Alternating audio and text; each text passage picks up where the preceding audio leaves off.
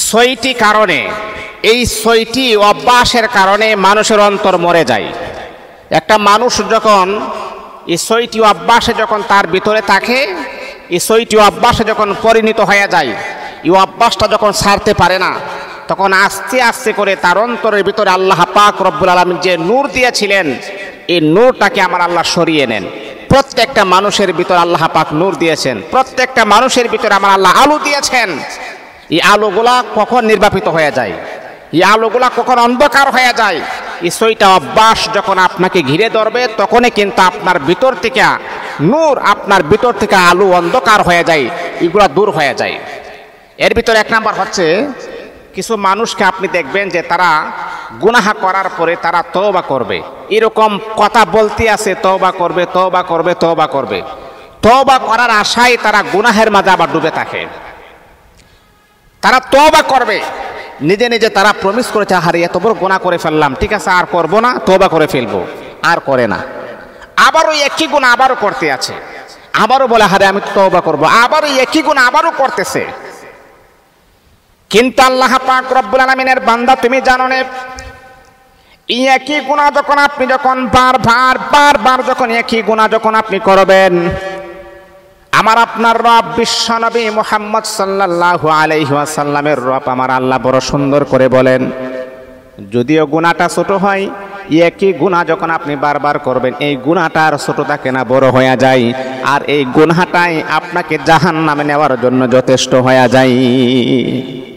এই জন্য মুসলমান, একই গুনাহ বারবার করা যাবে না। গুনাহ হয়ে গেছে, এখন অতি দ্রুত আপনাকে তওবা করে ফেলতে হবে। তওবা ছাড়া আর বিকল্প কোনো রাস্তা নাই। ফিরে আসতে হবে, আল্লাহ আমি তো অন্যায় করে ফেলেছি, আল্লাহ আমি তো অপরাধ করে ফেলেছি, আর করব না। এটা হলো এক নাম্বার। ছয়টি কারণে মানুষের অন্তর যে মরে যায়, নূর দিয়ে চলে যায়, এটা হলো এক নাম্বার। দুই নাম্বার হচ্ছে, এলেমও নেই, এলেম তো তার ভিতরে নেই, কিছু আবার আমলও করে না।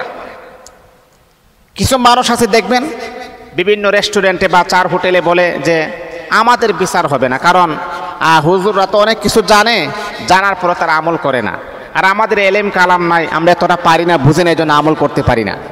আপনার তো ডাবল গুনাহ। আপনি এলেম কালাম নাই, কেন এলেম অর্জন করেন নাই, এটা এক গুনাহ, আর কেন আমল করেন না, এটা হচ্ছে আরেক গুনাহ। কারণ আল্লাহ তাআলার বান্দা, আপনি বুঝতে হবে কেন আপনি জানেন না। আমার আল্লাহ তো আপনাকে সৃষ্টি করেছেন জানার জন্য, আমল করার জন্য।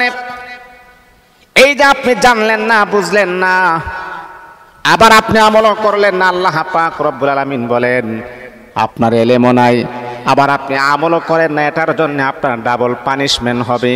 আমার আল্লাহ আস্তে আস্তে করে আপনার অন্তর থেকে আমার আল্লাহ নূরগুলা উঠায়া নিবেন। এই জন্য দুই নাম্বার হচ্ছে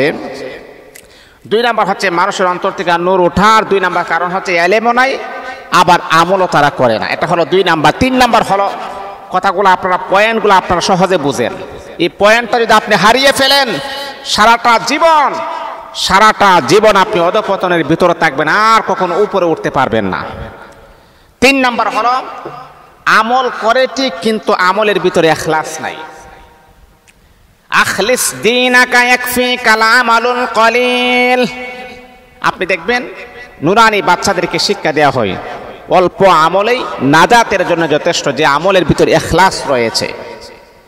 ইখলাস ছাড়া আপনি যদি হাজারো আমল করেন, ইখলাস ছাড়া যদি রাতের বেলা উঠে তাহাজ্জুদের নামাজও পড়েন, এই তাহাজ্জুদের নামাজ 1000 বার আপনি পড়তে পারেন, যেহেতু ইখলাস নাই, এটার ভিতরে আর কোনো বরকত আপনি পাবেন না। ইখলাস থাকতে হবে, আমলের ভিতরে কি থাকতে হবে? ইখলাসিয়ত থাকতে হবে। অনেক আল্লাহ তাআলার বান্দা এমন আছে প্রচুর পরিমাণে আমল করে, কিন্তু ইখলাস নাই।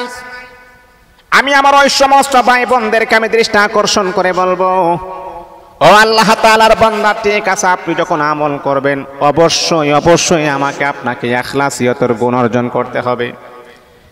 এমন ভাবে আপনি নামাজ পড়বেন, দুনিয়ার কোনো মানুষ আমাকে দেখে নাই, আমার রব কিন্তু আমার দিকে তাকিয়ে আছেন। ও বান্দা, আল্লাহ তো কোরআনের ভিতরে আমাদেরকে চমৎকার আকারে জানায় দিয়েছেন, আল্লাহু মাকুম আইনা মা কুনতুম।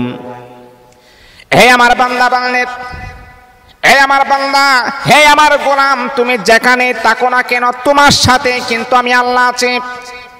আল্লাহু বিমা তা'মালুনা বাসীর। হে বান্দা, তোমাকে আমি আল্লাহ স্বচক্ষে দেখি। ও দুনিয়ার মুসলমানেরা, যদি আপনি মনে করতেছেন কেউ দেখে নাই, কোনো সাক্ষী নাই, কোনো প্রমাণ নাই, কোনো ডকুমেন্ট নাই, কোনো দলিল নাই, মেয়েটার সাথে যদি এই মুহূর্তে আমি জিনা করে কেউ দেখবে না, না না, এটা আপনার ভুল ধারণা। যদিও কোনো মানুষ দেখে নাই, দরওয়াজা জানালা সব কিছু বন্ধ, কিন্তু আমার আল্লাহর চোখকে কখনো ফাঁকি দেওয়া সম্ভব হবে না। কেউ দেখে নাই, এই ধারণাটাই ভুল। কেউ দেখে নাই, কে বলছে আপনাকে? আল্লাহ তো দেখতেছেন আপনাকে। এই জন্যে মনে রাখতে হবে, আমল করে ঠিক, কিন্তু ইখলাস থাকে না। ইখলাসিয়তের গুণ আমাদের ভিতরে অবশ্যই অর্জন করতে হবে। ইখলাসিয়তের গুণ ছাড়া আমল করলে সে আমল আল্লাহ পাকের কাছে কখনো আমার আপনার জন্য যথেষ্ট হবে না। এটা হলো 3 নাম্বার। 4 নাম্বার হচ্ছে রিজিক পায় কিন্তু তারপর শুকরিয়া আদায় করে না। আহা, কত বড় অকৃতজ্ঞ বান্দা! আল্লাহ পাক রব্বুল আলামিন পবিত্র মহাগ্রন্থ আল কোরআনুল কারীমের ভিতরে আমার আল্লাহ বড় চমৎকার আকারে বললেন, এই আমার বান্দা, আমি আল্লাহ তো কোরআনুল কারীমের ভিতরে জানায় দিলাম, লা ইন শাকারতুম লা আযীদান্নাকুম ওয়া লা ইন কাফারতুম ইন্না আযাবি লাশাদীদ। আল্লাহ বলে, আমার বান্দা যখন শুকরিয়া আদায় করবে, লা ইন শাকারতুম, আমার বান্দা যখন শুকরিয়া আদায় করবে, লা আযীদান্নাকুম, আমি আল্লাহ পাক রব্বুল আলামিন তাকে রিজিক আমি আল্লাহ বেশি বেশি করে দান করব। ওয়ালা ইন কাফারতুম, আর যখন বান্দা শুকরিয়া আদায় করবে না, আমি আল্লাহ ইন্না আযাবি লাশাদীদ, তার জন্যে লাঞ্ছনাদায়ক আযাবের শাস্তির ব্যবস্থা আমি আল্লাহ রেখে দিয়েছি। বান্দা, তুমি যখন শুকরিয়া আদায় করবা, সুখে দুঃখে, কবি সুখ হাই কবি দুঃখ হাই, ইহি কা নামে দুনিয়া হাই। দুনিয়াতে কখনো সুখ, আবার কখনো দুঃখ, কখনো হাসি, কখনো কান্না, এটার নামই হচ্ছে দুনিয়া। দুনিয়াতে একটা মানুষ পরিপূর্ণ সাকসেস হতে পারে না। আজকে আপনি